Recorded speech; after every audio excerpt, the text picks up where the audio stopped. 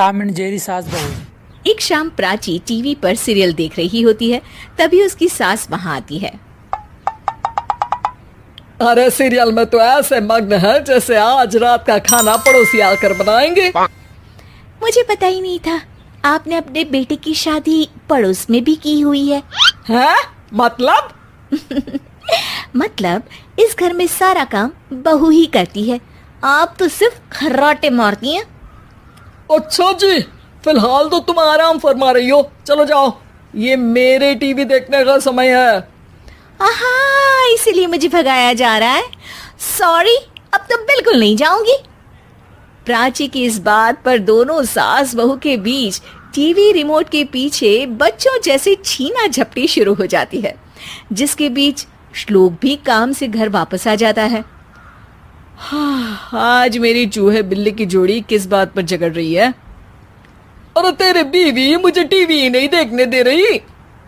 अरे तुम्हारी मम्मी मुझे खाना बनाने के लिए फोर्स कर रही है। अरे वाह, ऐसे बेतुके रीजन पर तो बच्चे भी झगड़ा नहीं करते। अरे मुझे कुछ मत बोल, सब इसने ही शुरू किया है। हाँ हाँ, जैसे आप तो बहुत दूध की धूली है ना। अरे बस, दोनों चुप। प्राची जाओ, खाने की तैयारी करो।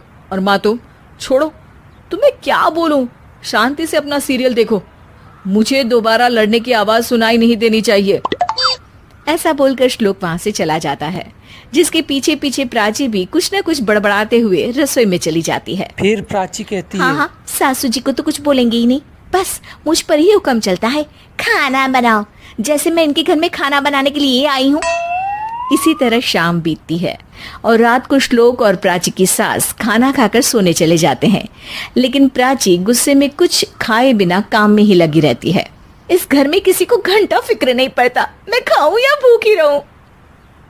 प्राची कुछ देर के लिए रसोई से बाहर जाती है और जैसे ही वापस आती है तो वहां दूध का भरा ग्लास देखकर हैरान रह जाती है।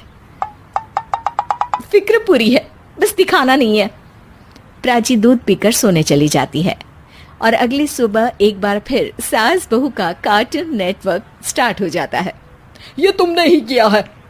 अरे अजीब जबरदस्ती है, मैं बोल रही हूँ मैंने कुछ नहीं किया।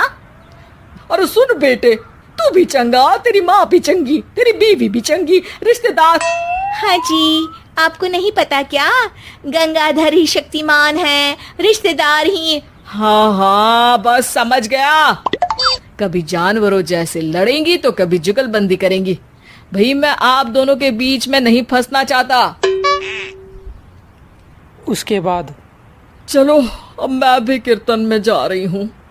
इस पर जैसे ही सास कमरे में अपना पर्स लेने जाती है तो वहां नाश्ते की प्लेट रखी देख मुस्कुराने लगती है और नाश्ता करके घर से बाहर निकलते हुए कुछ पैसे टेबल पर रख जाती है, जिसकी कुछ देर बाद सिलेंडर वाला घर आता है। प्राची ये सोच ही रही होती है कि अचानक उसका चेहरा चमक उठता है और वो घर में आकर इधर उधर देखने लगती है। तभी उसकी नजर टेबल पर रखे पैसों पर पड़ती है, जिन्हें वो सिलेंडर वाले को दे देती है। ये सब श्लोक देख लेता है। अच्छा बेटे, इतना बड़ा घोटाला, सबके सामने मैं तेरी दुश्मन और पीठ पीछे तेरी मेरी यारी। इस पर श्लोक एक प्लान बनाता है और शाम को सब एक साथ बैठे होने पर बोलने लगता है। माँ, तुम दोनों की बहुत लड़ाई होती है, इसलिए मैं सोच रहा हूँ कि प्राची को उसके घर छोड़ाऊं, इससे वो भी खुश रहेगी और तुम भी। अचानक श्लोक की ये बात सुनकर सास बहू शौक से उसकी तरफ देखती है। अरे ऐसे कैसे घर छोड़ाओगे, मुझे कहीं नहीं जाना।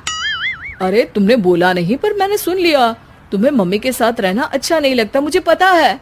अरे वो अरे, जब बहू खुद कुछ काम बोले तो वो तुझे सुनता नहीं, और अब जो इसने बोला ही नहीं वो तू समझ गया। जब उसे नहीं जाना तो फिर जबरदस्ती क्यों कर रहा है? अच्छा, फिर आपको मौसी के घर छोड़ाता हूँ। बस अब आप दोनों एक घर में एक छत के नीचे नहीं रह सकती। मैं इस टॉम एंड जेरी की जोड़ी को और नहीं झेल सकता। है? ऐसे कैसे नहीं रह सकते? तुम्हें इतनी दिक्कत है तो तुम्हारा बोरिया बिस्तर पैक कर देती हूँ, लेकिन मम्मी जी कहीं नहीं जाएंगी। बिल्कुल यही सुनना था मुझे।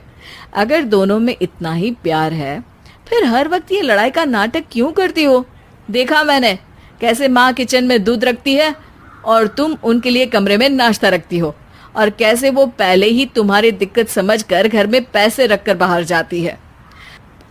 तू हमें टॉम एंड जेरी बोलता है ना, तो याद कर वो दोनों भी एक दूसरे को बाहर वालों की बुरी नजर से बचाने के लिए हमेशा सबके सामने लड़ते थे, लेकिन अकेले में दिक्कत के समय मदद भी तो करते थे। बस हमारा रिश्ता भी कुछ ऐसा ही है। और वैसे भी अगर सास बहू में तू मैं नहीं होती तो दुनिया वालों को कहानियां कैसे मिलेंगी?